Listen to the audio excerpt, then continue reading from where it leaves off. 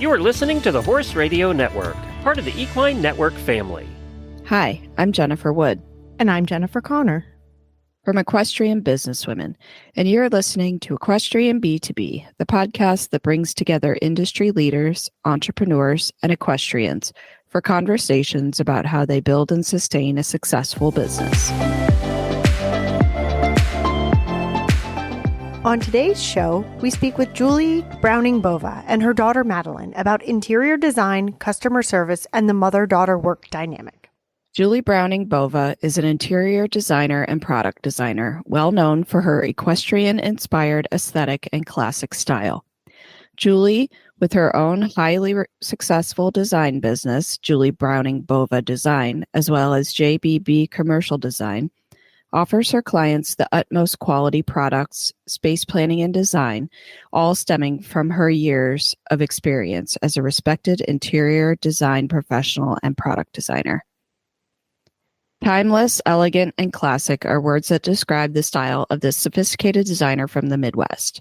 She found her love for design at a young age, in large part thanks to her father, the late James E. Browning. A graduate of Indiana University, Julie enjoyed researching and studying interior design, graphic arts, and art history. Her career began early at her father's prestigious architectural firm. Having the opportunity to travel around the world, Julie's rich life experiences influenced her designs to shape her distinctive points of view, giving her a greater appreciation for different cultures and their influence in global design, architecture, and art. Using her experiences as a touchstone for inspiration, along with her passion, love for horses, and the equestrian lifestyle, was inherently a part of her design aesthetic. Backed with many exclusive high-end vendor relationships, Julie and her team deliver superior design expertise on every project, from Michigan to Florida, including luxury apartment spaces, residential homes, beachfront properties, and metropolitan landmarks. Most recently, she added the Cake Bake Shop by Gwendolyn Rogers at Disney's Boardwalk, opening 2024. In 2011, Julie launched her first furniture collection, Julie Browning Bova Home Collection, for Stanford Furniture. Julie has had great personal success balancing family and 4 beautiful children, many pets, as well as horses. Madeline Bova Balaguer was born and raised in Indianapolis, Indiana. She's the oldest of 4 children. Madeline pursued her degree in business management at Indiana University in Bloomington, Indiana. After graduation in 2015, she started her career in human resources with Simon Property Group.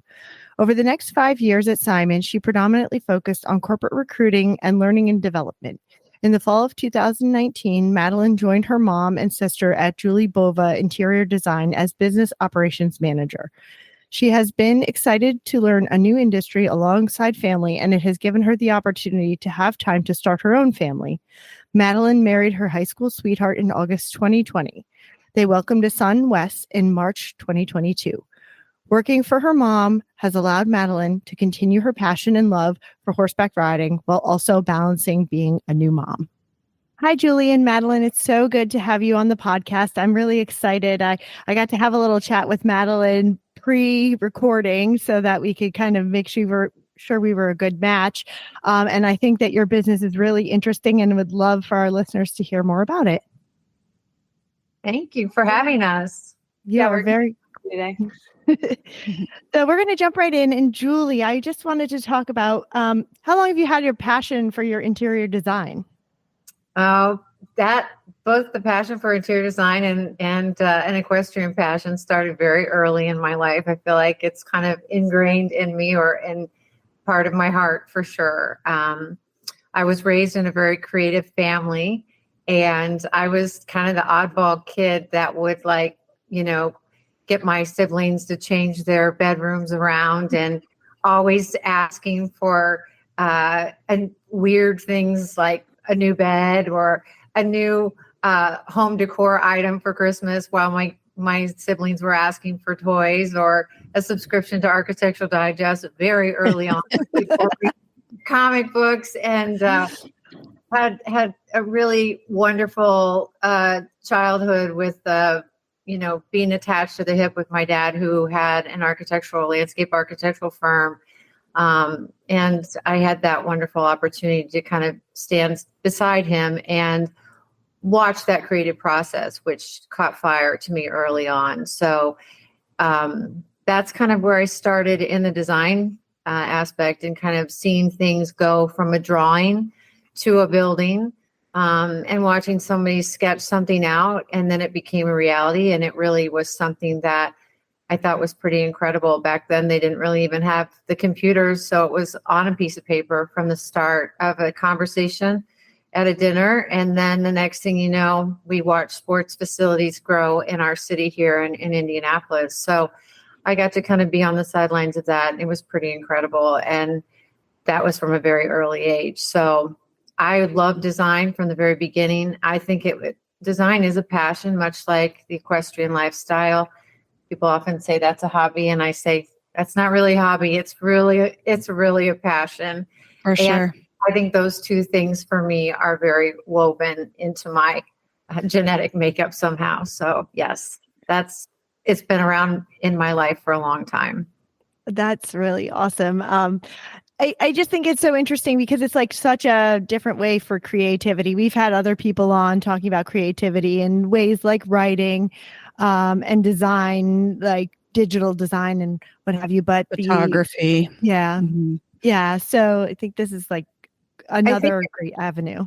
I think interior design is so personal. You have to really I say to people, you really have to be a good listener. When people ask me about interior design, you have to be a really good listener and put your own feelings about what you like aside. And you really have to be able to listen to the person and what they're looking for, really understand what their goals are, and kind of be the interpreter of their dreams.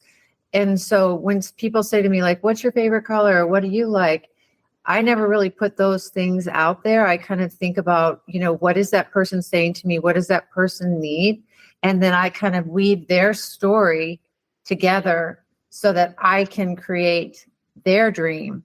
And it's really about interpreting that person's goals and, story and their family and all of the stories that come together, whether it's something that they've been given, a family heirloom, their passions, their things that they love, and their family story together to create an interior that is really curated just like the dishes that you have. These are things that we love. These are the things that help define us, not in a material way, but they help kind of feed our soul and tell our stories individually. And I think interior design is a really wonderful way to be a part of people's lives and kind of help them create a home that is comfortable and provides security, provides a safe space for, especially in the time of COVID, places for them to work, to have their family to entertain, and a safe place for them. It's even more important now as ever.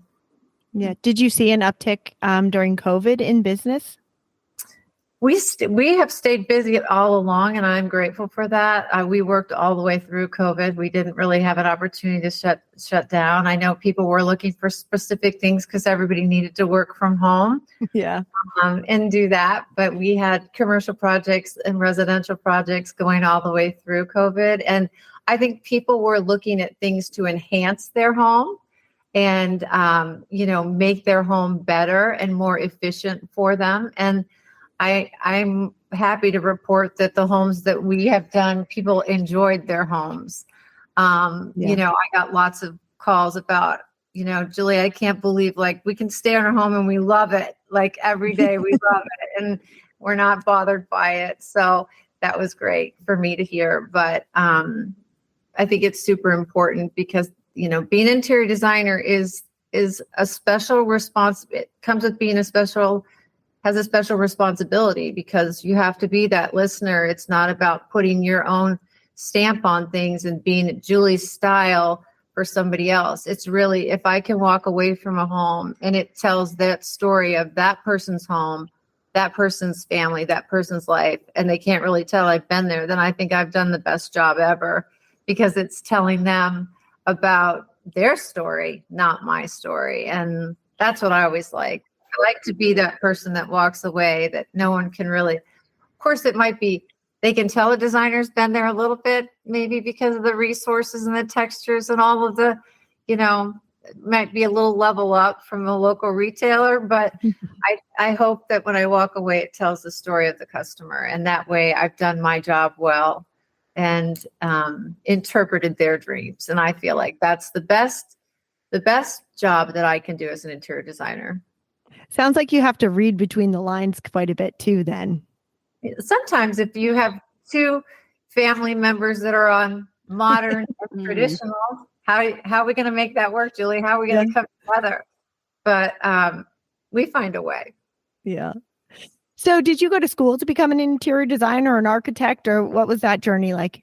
I did attend that, but I think I was lucky enough to work with my dad's firm. I feel like my foundation was really trained by a lot of really talented people in his architectural firm. I feel like I can say without a doubt that foundation, whether it was, answering phones and rolling plans and doing all the grunt work at the architectural firm from the time that I put in the work when I was 15, 16 years old to the time that I got out of school, I learned so much about business.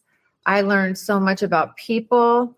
I learned so much about every aspect of a job by really getting my hands dirty with every aspect of that business. And I think that school, I always felt so far ahead of what I was being trained on in school because I knew so much about what they didn't teach in school and all the kind of real life stuff that was about to hit all these poor people in their face when they got out. And I think, the book part of it, you have to know, and the terms and all those things that come along with it. But I also think that real life teaches people a lot more. And I say when people interview with me and they say to me, I'm looking for a remote position, I'm like, yeah, this isn't a remote job, because this is a job where if you're here and you're in our studio and you're just listening to what's happening around here, you're going to learn so much just being in the studio and hearing things.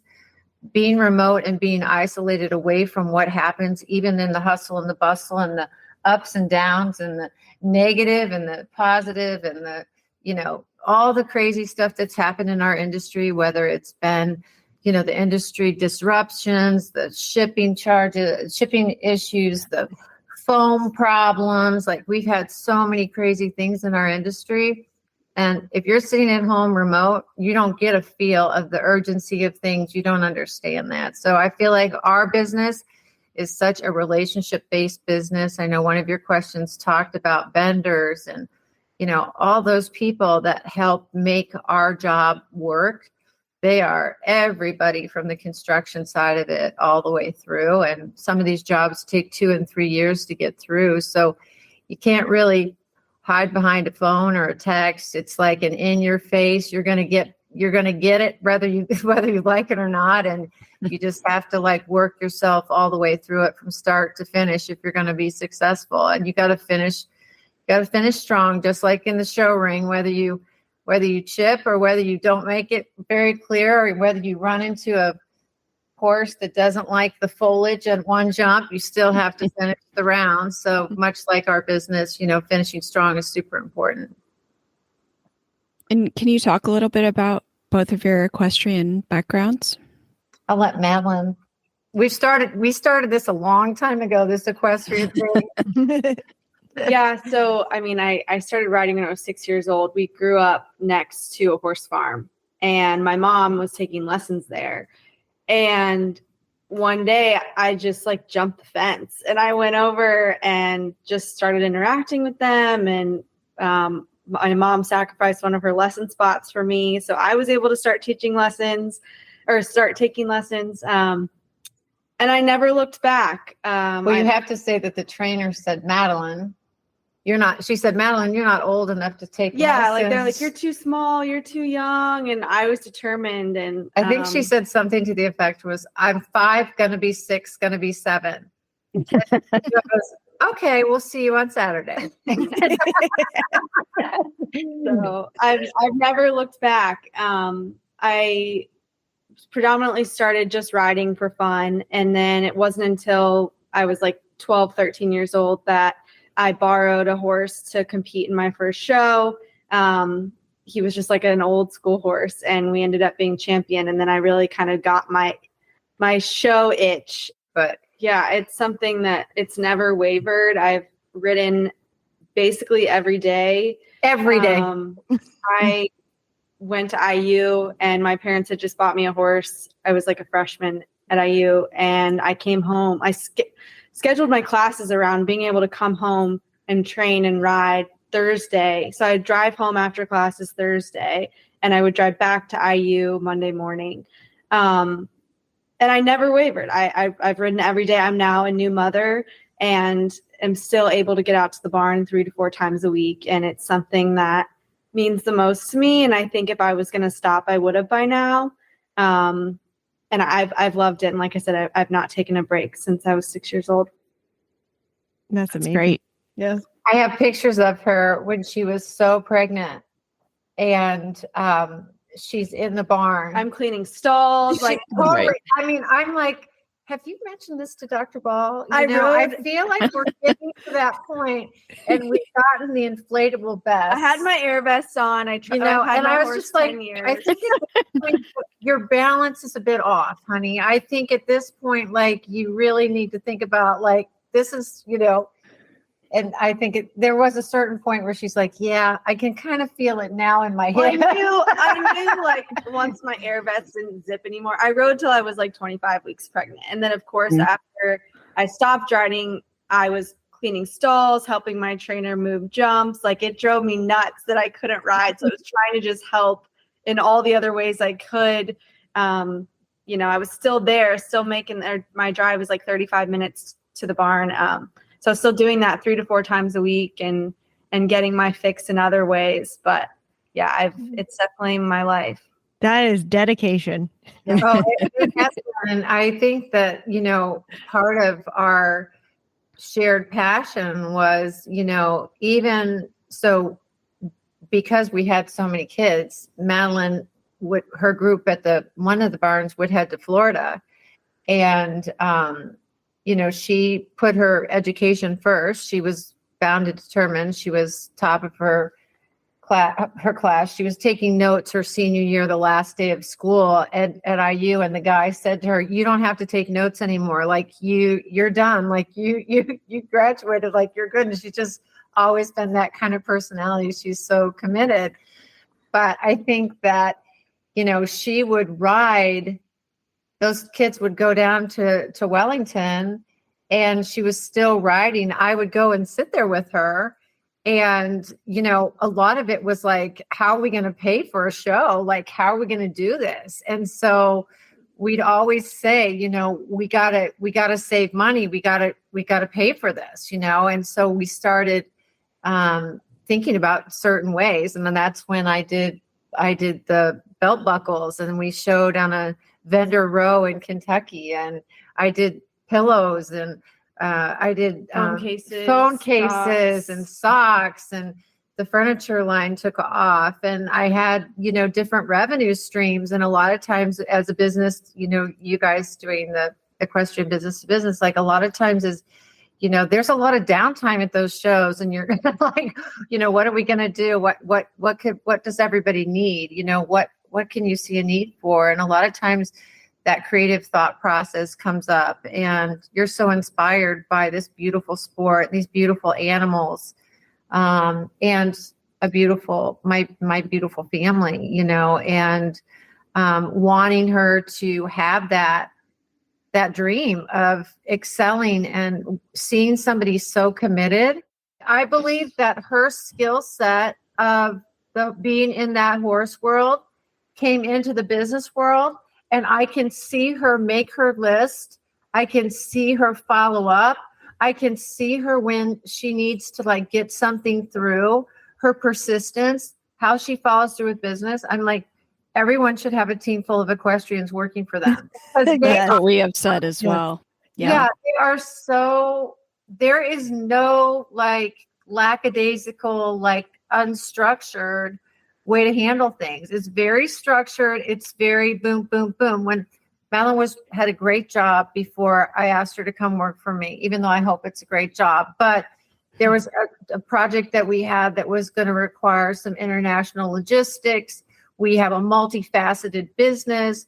I was concerned about who I would put in charge of taking care of this particular customer. We had started the Disney project. There are certain things I was like, I didn't want to put anybody in charge of what was happening on the logistics side. My other daughter works for us too.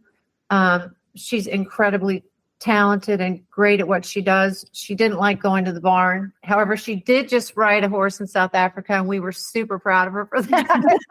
Wow. And we were really proud that she videoed it too. And that's my daughter Emma, who she tried to go to the barn with Emma or Madeline one time, and the poo just was not going to work for her.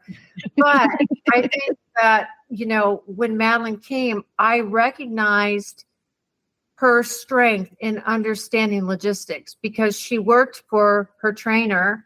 She could speak fluent Spanish.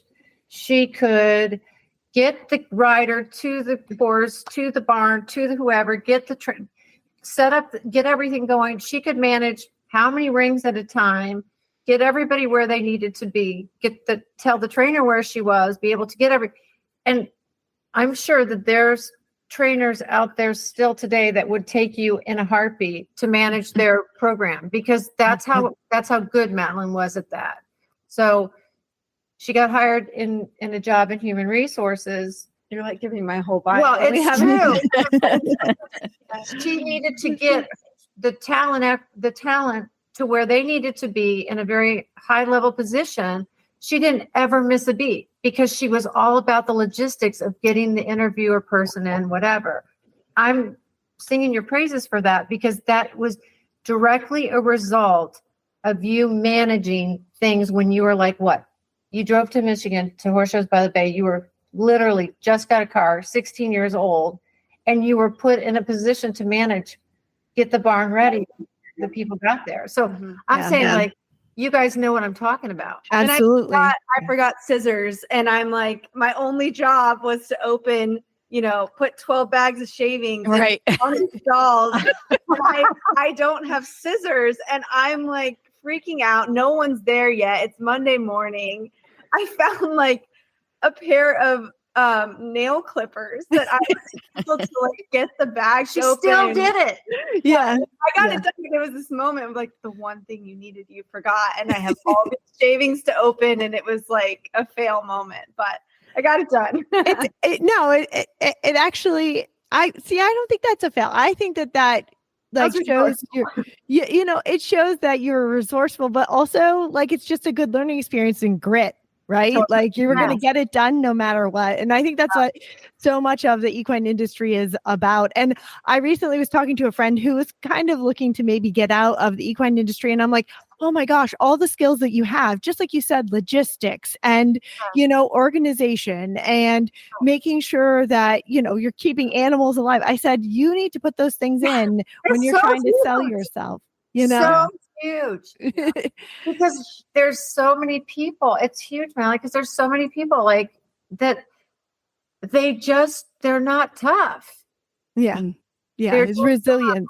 It's just a different type of personality. They're just not tough. And, it's just so valuable. It's just so valuable. That skill is so valuable. So Madeline, can you talk about your role in the business now and kind of what you're in charge of and manage there? Yeah. So I've always sort of been involved, right? As I've been the equestrian, we've been like the mother-daughter equestrian duo, helping her with, certain themes and designs for socks and phone cases. And like I said, I ran the booth when we went to Kentucky during one of the horse shows where we sold some of our products. I've always sort of been involved. I didn't officially become part of the team until fall 2019. I was previously with Simon Property Group and Human Resources, where I focused on recruiting and that was a really time consuming job. And I was driving from downtown all the way up, 40 miles north to get to the barn every day. It was wild. And I knew it wasn't sustainable. And right around the time that I was feeling that, my mom had asked me seriously to join. So I obliged and have never looked back. And so I'm the business operations side of things. Obviously, I've worked with my mom for a long time. I've worked with my sister for a long time. I know their sort of design aesthetic. But I always say, like, I'm business ops. Like, I'm not going to make the design call on some things. I'm learning and starting to dip my toe into it, but I'm more the behind the scenes. So all the billing that happens to the clients, any sort of major, damage claim to a piece of furniture, a lot of customer service, more so than I realized. Any shipping and freight, kind of like supply chain issues, that sort of like back end type of thing. So I'm starting to help with little one-offs. Like, we've got so many projects going on at once that if I can step in and help a client pick a hardware that's super easy to go in a bathroom, or drop off samples and just, get pricing, starting to do a little bit more of that side of things just to keep the ball rolling. Like I said, because we have so much going on at once, but definitely more the behind the scenes gal of the business. And was it just a situational occurrence that made you say, okay, yes, I'm going to take this job and do this? Or had you always kind of thought, oh, I'll kind of end up working with my mom eventually? I honestly hadn't thought that. I'd always wanted, I groomed for several trainers growing up. And I knew after doing that I wanted to have a career outside of the horse world. One, to help pay for the horse world. But I've had so many friends get burnt out by living out of a suitcase, going to every horse show, living in hotels. Like, I didn't want that. And I felt that every summer when I groomed. So I just wanted to have my own separate career. And I think as I got older and as I realized, like, I wanted to be at the barn more, I knew I wanted to start a family, and I knew that my work-life balance wasn't going to be great in corporate America. So I think at that time it was an opportunity, yes, to help my mom and be a part of the family business, but also selfishly to prioritize my own family and work-life balance, and be able to ride more. And that was ultimately which led me to take the job. Yeah. This is for both of you. What's the best part about working with family? I think for me, I'm really lucky. Like, I have so many friends that talk to their mom and siblings like once a week, once a month, and there isn't a day that goes by that I don't talk to my mom or my sister, and like, that's something super special. And it was funny, like, I'm the oldest of 4 kids coming into the business, and now my little sister is like training me. So that was a fun, weird dynamic, because my whole life she's been like my little shadow that I've trained. So it's different, but it's fun and it's super rewarding. And my mom works so hard, and it's just amazing to watch her every day manage all of her clients, and she never turns off. Like, I will leave the office at 5 and try and turn off, and she's got clients texting her, through the night, and she always texts back and makes herself available. And so yeah, it's definitely been a fun experience. Somehow I knew you were the oldest. I was going to ask that earlier, but I was like, oh, I'm the oldest of 3. So I was like, oh, this is describing me. I fit the mold for sure. Yeah. I was going to say, one of your questions was the drawback of the mom. So I'm trying very hard because I work like that. My dad taught me the importance of building relationships in business. That is something that you should not ever take for granted.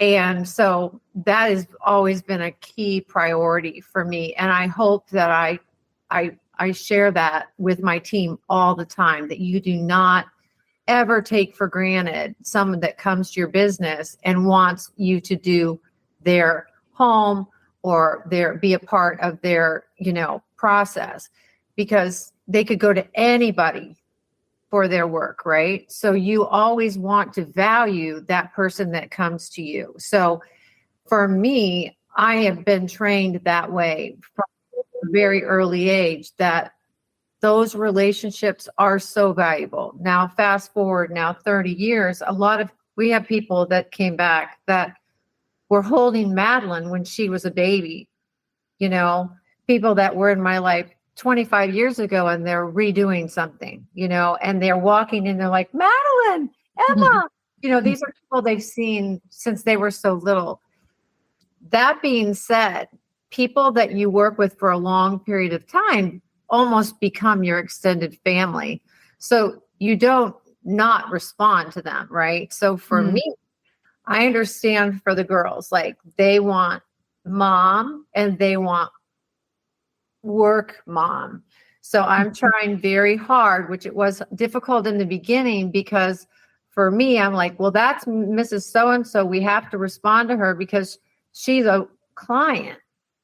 So 5 o'clock to me that's not even the end of the day for me ever. So that seems to me, if something's on fire in her mind, like I have to respond to her, right? To put her out so that I can have an evening. But for the girls, their work-life balance, which I've never had in my whole life. Yeah. I don't know what that even means. I don't shut off until everybody's quiet. So my work-life balance says if everybody's quiet, everybody's good. Even if I was at home making macaroni and cheese for the kids or at the barn or whatever, I was still responding to people to make sure everybody's fires were out before I was done, right? Yeah. The girls, I'm just trying very hard to be respectful for them, to make sure that I can handle everything after 5. Usually it's 5 until 6 a.m. I take all that, and then if I need them, I have to say, you guys, I'm sorry, but I need your help. I don't know how to answer this particular question, and there are logistics that I don't know, and I have to tell the customers, I'm sorry, but I've passed that role on to the girls, and I cannot answer your question. If you can wait till the morning, I'll answer that. But I will respond to everybody that way, because they're expecting me a little bit. And when you have your phone where people text you, most people text me, they don't even email me. Yeah. So it's kind of like that open communication that you want, because you want your people to respond to you that way, or you respond to them. And in construction, if something's not done, or, it holds up other people, if the builder's calling us or a fabricator or something, like our question might be what delays a project tomorrow. So it's like, those are things that we work through as a family and say, okay, that's I have to make that call. But if it's something that can wait, I worked really hard now to try to just really not ask those guys the questions and just say, okay, this is mom asking you about Wessie. This is mom asking you about AJ, his day. It's not work mom now asking you about so-and-so's obscure thing.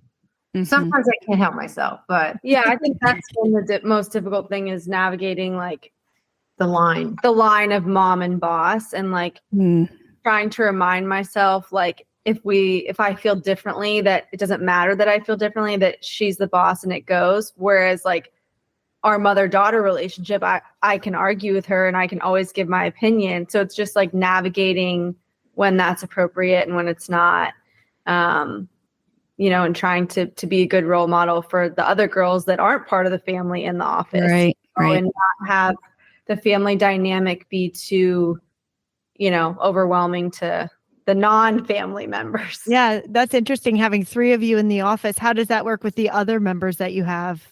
Pretty sure they're all going to side with me. You are the boss. Sure.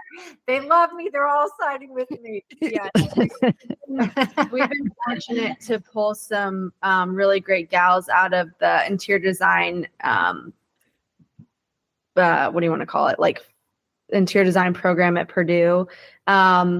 And oddly enough, we all are Kappas. Like that's not even an interview question, but we all like, we're part of the Kappa Gamma sorority. And so it's funny, we just must like naturally gravitate towards like-minded people. So it's been great, and it's very close. Like, and I think they like that too. Like, it's very personal. They are an extension of our family. They feel like part of our family. We all know what's going on in each other's lives, and we treat each other like family. So it's worked out really well for us. I just have to like keep preparing myself. They're leaving. Because I cry every single time when someone leaves, because I'm just like, oh my God. But they're young and they're going to go. And I just have to not take it personally anymore, because they will say, like, I love hard. And so when somebody goes and moves on, I'm always just like, oh, it's hard for me. But I think people don't stay. Yeah. People don't stay in jobs for as long as they used No. to. So I think my prior company, like there was a 20-year club. And I worked there 5 years, which was a big stretch for like someone right out of school. But yeah, I mean, we're seeing people not for any bad reason, just changing positions every 2-3 years. Yeah, it's hard. It's very hard when you're running the business, though, because it really is. The amount of time that you have to put into, introducing somebody to the company and what they do and training them and getting them to the point where they're doing a great job. And then they're like, okay, bye. Yeah, it's hard not to take personally. It is. Especially when they're young. It's like you train them, and then that the next company is actually going to get the benefit of it. Exactly. Yeah. And so it's just like when my dad passed away, he was 69. He was so young. But what I learned was that his funeral was so big, and so many people were there, were his students and people that had worked with him. And, as hard as it is, it's, you try so hard to not make it personal, but when it's such a small operation, it's so personal. But I'm trying very hard to just like, I love when those people reach out to me. I like getting notes in social media. I like when they're following what we're doing, because all of those people that have come through our door, I did the furniture line. It was 2011. And all of those people that have come through our door during that time have been such a special part of all of my family's lives, because it is a small business, and they've all been instrumental in our growth as a team and our business. And I'm so grateful for that. And I always do wish everybody well. And it is hard, but you kind of wish you could bring them all back together at some point. But everybody's lives change and go on and move and go to different places in the world. And at this point, I'm grateful. I feel very lucky to have had such talent in our office, and I'm glad that it's been a stepping stone for other people's success as well.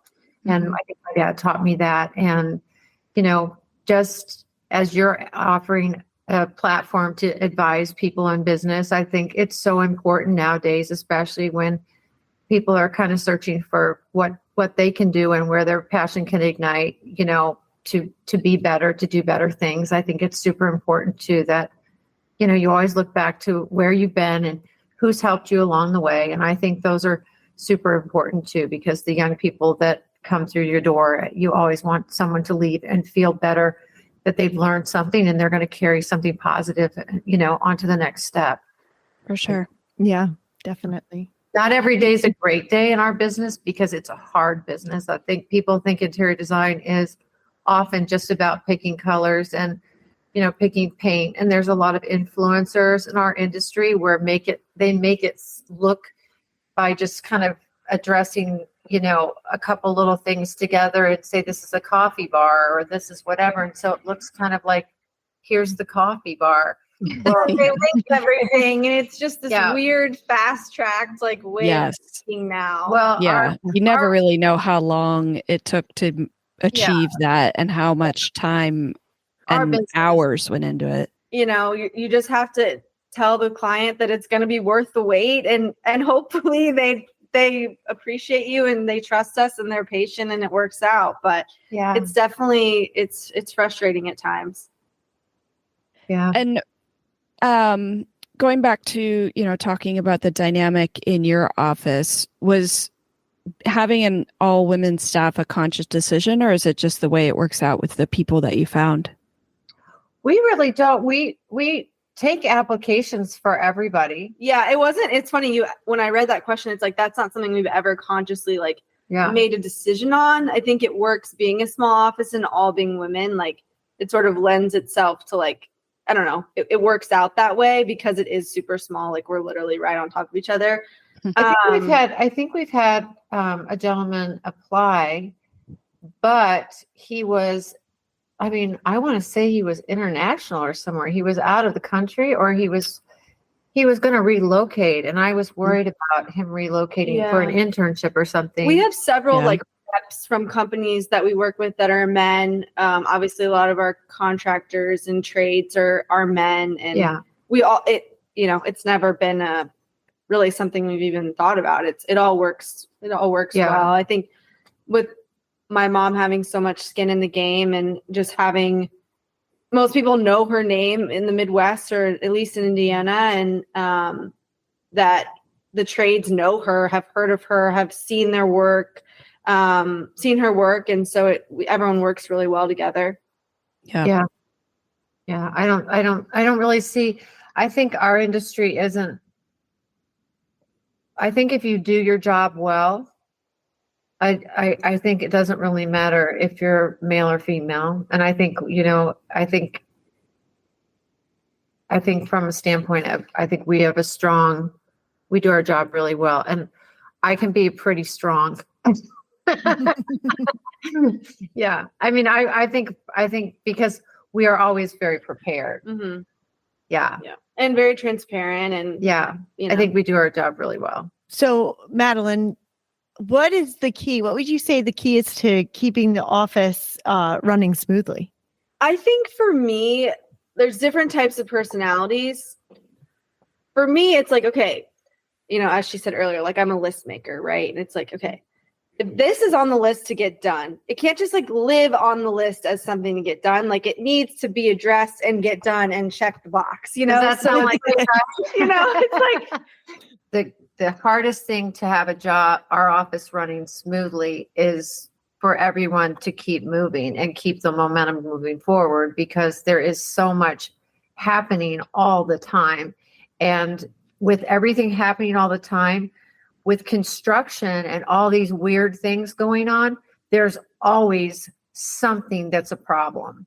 Mm-hmm. And it's trying to keep everybody going forward, because there's always these distractions that are major problems. Yeah, it's a little bit it's of hard. A fire drill culture that, we could set our minds to work on one thing during the day. Well, then one client's calling because she's got the electrician there. They're hanging the sconces. The measurement's not right. All of a sudden, we have to jump and shift gears to that client. Yeah, there's a lot of that. There's always and we have the electrician's in her home. We have to drop everything and help her with that. So and then being able to go back. So again, I think it's forced me to be a little bit more fluid and flexible, because we have to, that's just how it is, And right. For me, I don't get frazzled. Yeah. But for me, the type A that's trying to check my list, it's okay, are we going to go back to what we were working on? So it's just kind of just trying to navigate each day like that. And yeah, I was wondering, as a list maker, how you handled that, because I feel that would give me a lot of anxiety. Yeah. when I'm jumping from project to project, not being able to have a clear, okay, I know today I'm just going to do this and it's going to be done. Yeah. No. So that's what I do. Yeah, for sure. That's very hard for people that come into our office that are not prepared for that type of work environment. Mm-hmm. Because they are, so if they're working on CAD, or they're working on something, and we're starting down a path which seems this is going to be such a great day, and then all of a sudden, we get a request. Well, it's not a priority request, but it is a priority request because it might be something that, they need something immediately on a job site somewhere outside the state. And if we don't get that to them, then that's going to hold up production for something else. So it's like, but we didn't know that we needed that. We didn't know that that was on our list from that particular customer, but they need our help because they didn't have the information from that person. We didn't know we even needed to give it to them, but we're going to give it to them because they need it and we're the people that can provide it. So I think the strength that I bring is that I pretty much can remain calm on all accounts. Every once in a while, I fly off the handle and become alphaba. But for the most part, I'm very calm through most of it. And I can just kind of ebb and flow with it. And I can call the customer, figure out what we need and figure out what we're doing.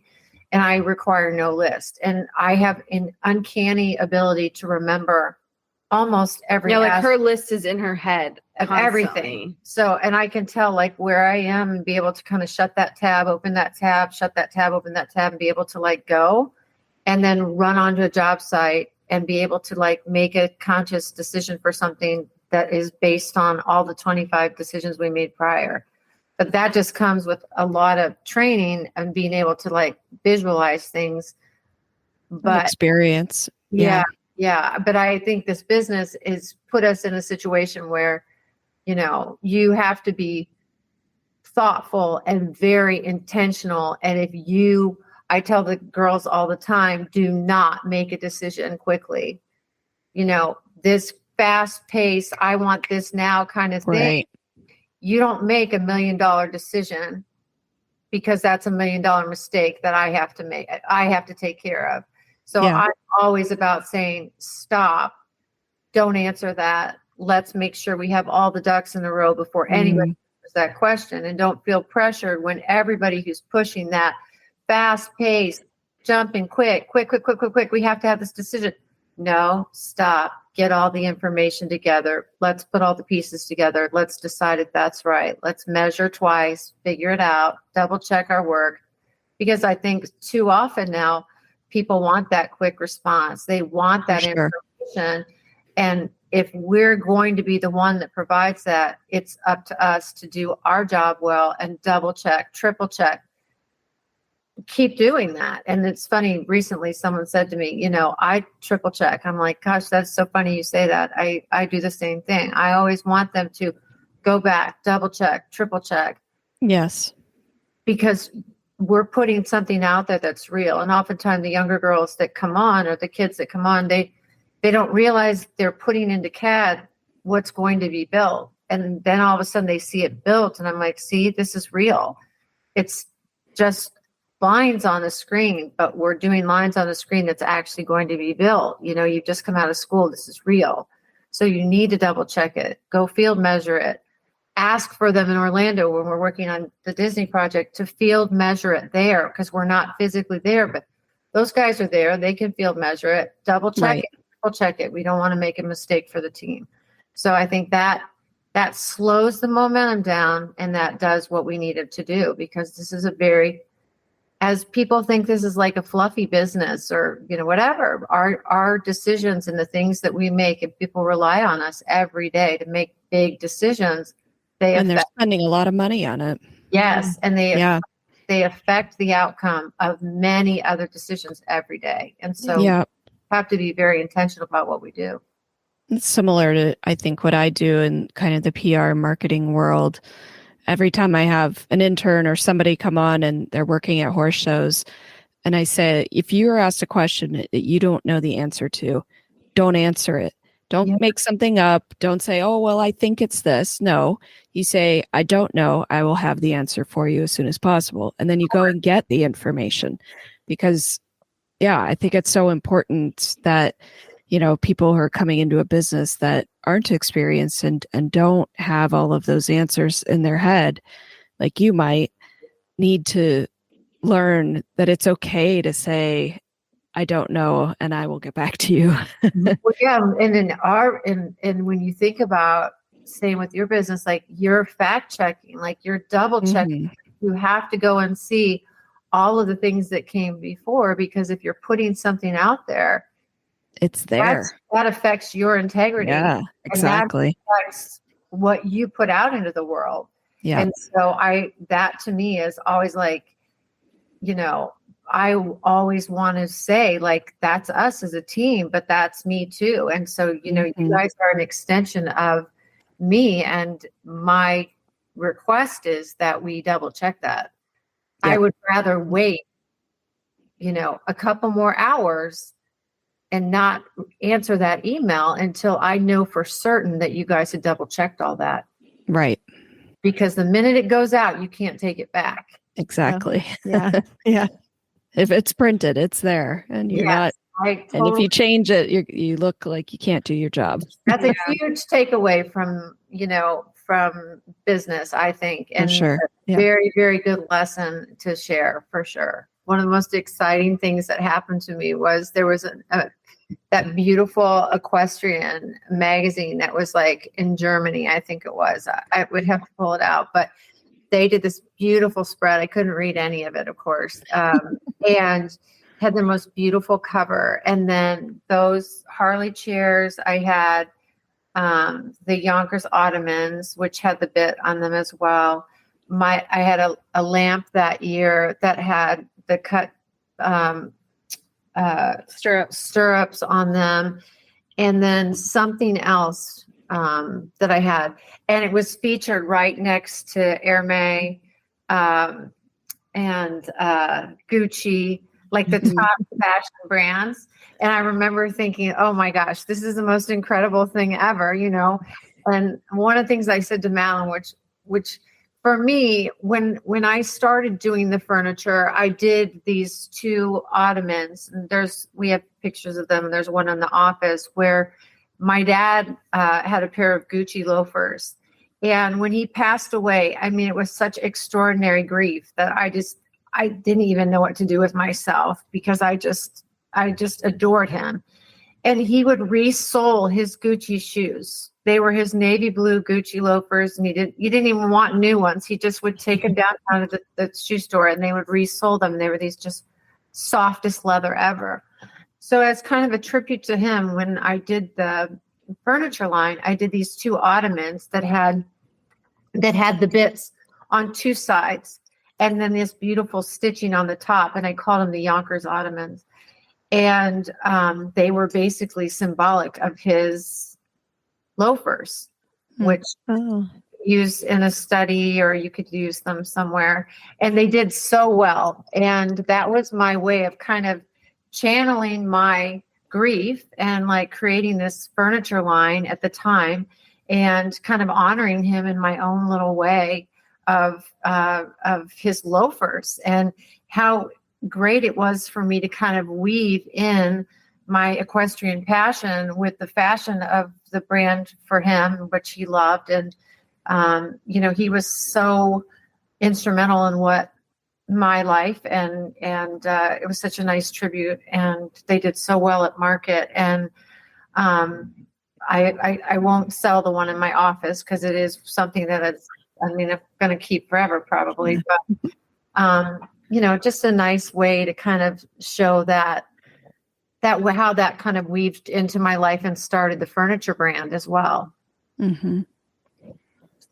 And Madeline, something that you said really struck me, of saying, you know, sometimes you turn down work because it doesn't fit what you guys do. And I think that's really important for business owners to understand. And we've talked about it a few times with people, in knowing, you know, what your business is, what it is you do best. And sometimes you do have to say to people, I'm not the right person for you, and turn down business. And I think that is very hard for some people to do, or to understand, especially if you're just starting out and you need the money. But, you know, once you get to a certain point, saying, this isn't going to work, or this isn't, knowing internally, this isn't going to make my business look good if I do this job. And I thought that was interesting for you guys to, you know, recognize and be able to point that out too. And like you said, it definitely is hard, and it doesn't happen very often, but it definitely does happen. And I think, and it's not, it's not malicious or it's not negative. Like, it's sort of like, if you love what you found online so much, like, go ahead and just order that, Yeah. Well, and I also think that it's such a way. personal relationship too, that when we sit down and we meet with somebody, I'll always say at the beginning, like, this relationship is so important to us. So like when we have a conversation, and I'll always say, like, we want you to meet us and talk to us. And then it has to be reciprocated on both sides too. So like we have to feel like we're aligned well with each other. And so that when we walk away, especially if it's somebody that's building or somebody that's going to be in our lives for a long time, and when we walk away from that introduction meeting, we always say, we'll part friends. If it doesn't work out, we'll be totally fine with that. There's no obligation. There's no charge to come meet with us. And then when we walk away, we say, if it doesn't work out on either side, there's no hard feelings either way. We just want to make sure it's a good fit, so that, like you said, it's not good for you. It's not good for us. It just doesn't feel right. There's probably somebody else for you as well, so that you don't feel like, it's not a good fit. But a lot of times people, like Madeline said, they don't really tell you, they don't really tell you what they're looking for. And so you find yourself in this uncomfortable situation of, you pick it out and then they want to buy it for less expensive. Yeah. So, Right. We have to charge fees now because of that. Right. And, we didn't used to do that, but now we do charge a sizable design fee on the front end, just because we have to protect ourselves in a business situation. Yeah. And I think that's knowing what you're worth, right? And knowing, saying my experience and my knowledge is why we charge X amount, or this is what it's going to cost for you to use us. And because of that, you are getting the best, and you're getting my decades of experience. And that is sometimes hard, I think, for people to understand. They want the best deal, or, they feel like they don't understand all of the time and effort that goes into some of these decisions that seem simple to them, of just picking a couch. And I completely fall into the same thing is, just send out a press release. Well, that press release takes, how many hours to put together and research and talk to people and source photos and set up and everything. So it's, I think knowing what you're worth and asking for it and really sticking to it is hard for people to do sometimes. Totally. I always think I'm glad that they think we're so good that we can do it so fast, but right. but at the same time, you're kind of like, if I did it that fast, then that would mean I put no thought into it at all. Yeah. So, right. And so, or you can do something fast because you've done it for so long. But you're still going to get that quality in that amount of time. Yeah. It's just, you're right in that, because you do have to do our business very similar to that, because we do have to do all of that stuff. It's a process, even if it's like, if it doesn't matter if that person is looking for, wall covering for one room, or, bathrooms for 6. We're doing bathrooms for 6, 6 bathrooms in a house. It's the same process. We still have to do the same. We go through the same routine, much regardless of whatever the task is. Yep. What is your best design tip that you can share? I think following your gut and always adding something to the room that you love. And I think it's super important to bring a family heirloom or something fun into a room that shares part of a story. It's very hard for me to go into a place where everything is brand new and there's no trace of anybody that has ever been in your life before. I think it's very important to bring some part of your past and your family, something you love, and to try to look at some things that you have as a collection or something that kind of helps bring who you are into your interior. I think that really starts to share a story. And I think that starts to kind of help bring in warmth into an interior instead of kind of copying things that are out there and not allowing that kind of personalizing a space to come through. And I think anytime somebody follows their gut or goes after kind of creating a room around something they love, I don't think they're ever disappointed, because I think if they love a color, or if they love a place that they've been, or, you know, something that their family has given them, an heirloom or a treasure, that will help drive a room and they'll always love it. You agree?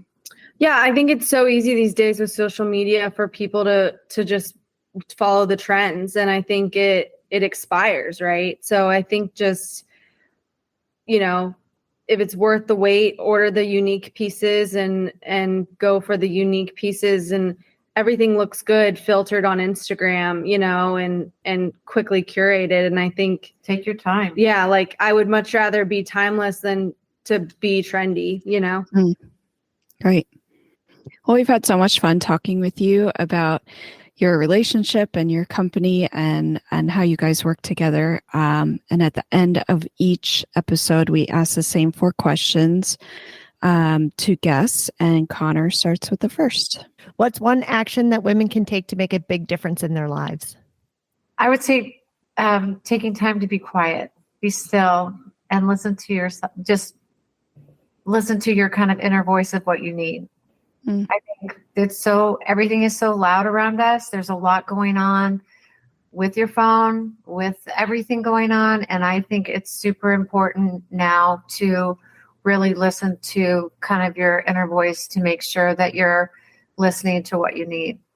I think being still, and that's something that I've just learned to do over the last couple of years. I never had done that before. And I really think that has made a big difference in like just my creativity, my organization, you know, just being a better leader.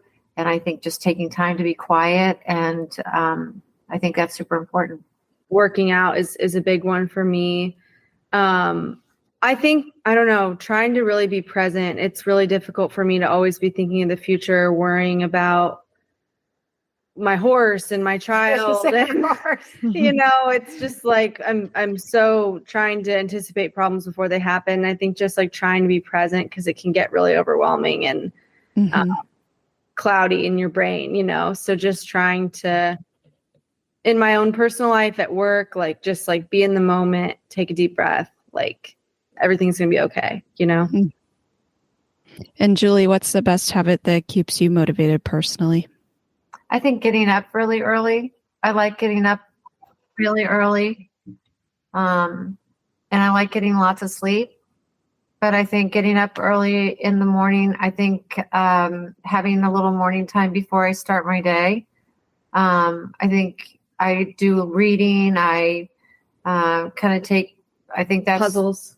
Yeah. I think getting up and having that time.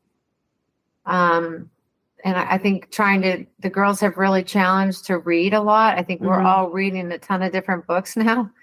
And sharing books, which has been fun. That's cool. Yeah, I think that's been a really fun addition to what we're doing. So getting up, getting sleep, and trying to read. And Julie, what's your favorite horse movie? Hands down, Secretariat. It's both of our favorite horse movies. Yeah.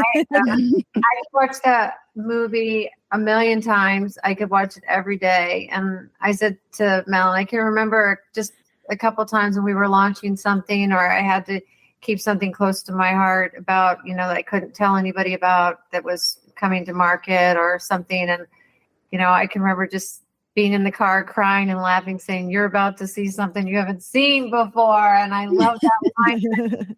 And had such inspiration from that movie. And I think that movie represents so many great things, and about a woman and her family and supporting her family. And I see just a lot of greatness in that movie.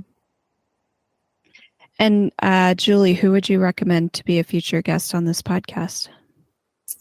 I was saying to Madeline, we worked with a gal who was, I asked her to look at her up. It's Melanie Smith. It's Melanie Smith Taylor. She's Yeah. Her. You know, Yes. she's very well known. I mean, I wrote down all of the things. We did a clinic. She came to our barn and we did a clinic with her. She was so and amazing. And I think so much that she taught had so many connections to business about all the little things matter and center your horse, center yourself, turn away, don't look at the barn, just there were so many things in there that I wanted to just like say from an equestrian standpoint, how much they parallel business.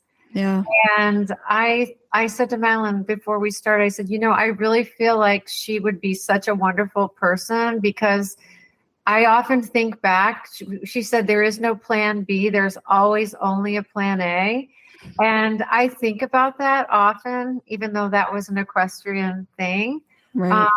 But I think about that often because the littlest effort makes the littlest detail is a big detail. Like all about riding and your leg and all these things, they are so attributed, I think, to success in business. And I thought she would make a wonderful person if, Agree. A guest. She's amazing. And you just want to hear her speak, like she's amazing. I have a friend of mine that went to TCU, rode for the team, now is starting a media business. So her name's Courtney. I can give you her information. I think that would be really cool. And then also oddly enough, I don't know that I call her like my broker for our horse insurance. Her name is Dawn, and I've been with her for 10 years. She's the most lovely woman. And she's a horsewoman, has horses, works full time, helped us the Equisport insurance brokerage team. And I don't know totally about her background, but she's absolutely lovely and amazing. And insurance with horses is difficult, and navigating the claims and all that. So I'm far too familiar with that. But yeah, I think she could bring a cool perspective because I think a lot of people don't know that you can insure them, or a lot of times people don't. But I think that may be a cool one to help educate people on why it is so important and to take the opportunity to insure if you can afford it. Yeah, but she also is a businesswoman outside of that. So I thought it would be, I can give you her information. I think she would be cool. Yeah, it's great. Well, thank you so much for talking with us today. It was a pleasure. Yeah, thank you guys awesome. so much. Thank you. That was nice to talk to Julie and Madeline today. It's the first time we've had kind of family members that work together on the podcast. So I think that brought something new and different. It's also the first time we've had two people on in a while. Yeah. So it was kind of cool to get back to that sort of change in conversation. Yeah, it's nice to have that different perspective. And also I liked that, they talked a lot about their business and the dynamics of their business and working as a family, because it's not just the two of them. They have another family member in it as well. So I really liked listening to that and how they negotiate through that. And I think one of the things that struck me in the beginning when Julie was talking about from a young age, learning about how important relationships are and building relationships in business.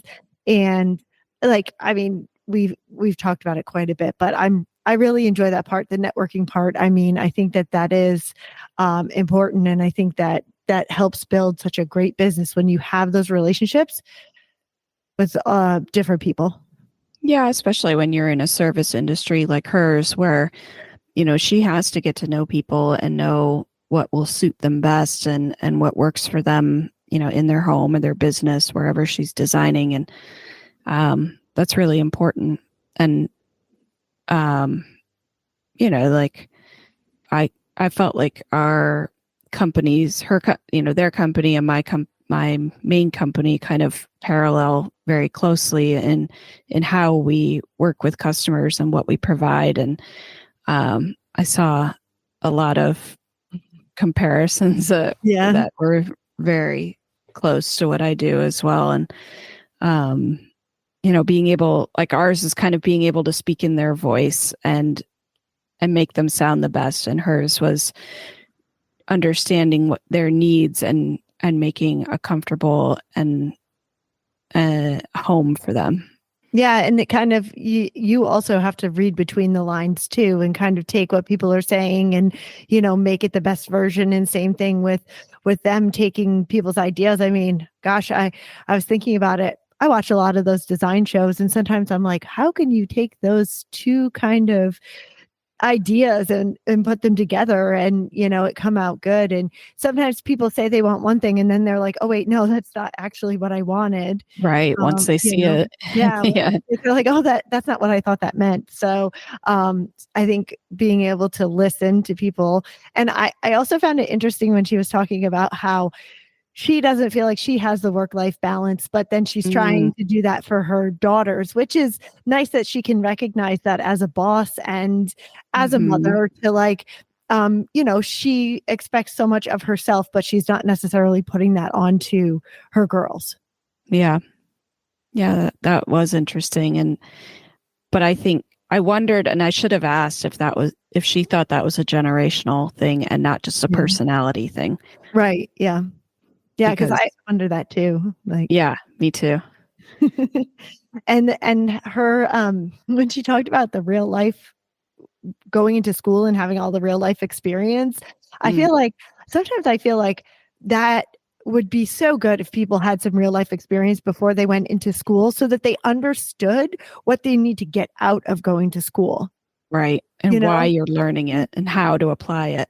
Yeah, and I've heard, like, when I took the insurance course, I heard somebody say that, they had to take the course in order to get their license and to pass, but they had worked in insurance so long that it was almost hard to do the course because it was different in the real world, Right. like this real world of it. Not so black and white of question and answer. Yeah. Yeah. And so I was like, oh yeah, that makes sense. I mean, sometimes I'm like, oh yeah, I wish that I had worked a little more in business or, had more experience before I went into school. That I feel like that might have helped me have more direction when I went in, because I mean, I went in for psychology when I went into college, not business. And then I switched. But, if I had experience in more of a business setting, I probably would have been like, oh yeah, I'm, like, I know that I want to do this. And is it marketing or is it management or is it, economics or something else, Yeah.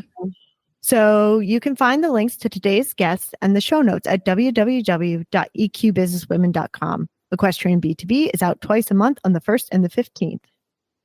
You can find out more at eqbusinesswomen.com and follow us on Facebook and Instagram.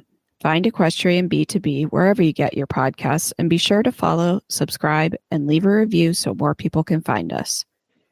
You can have all 20 plus shows of the Horse Radio Network with you wherever you go with their free app for iPhone and Android. Go to your app store and search Horse Radio Network.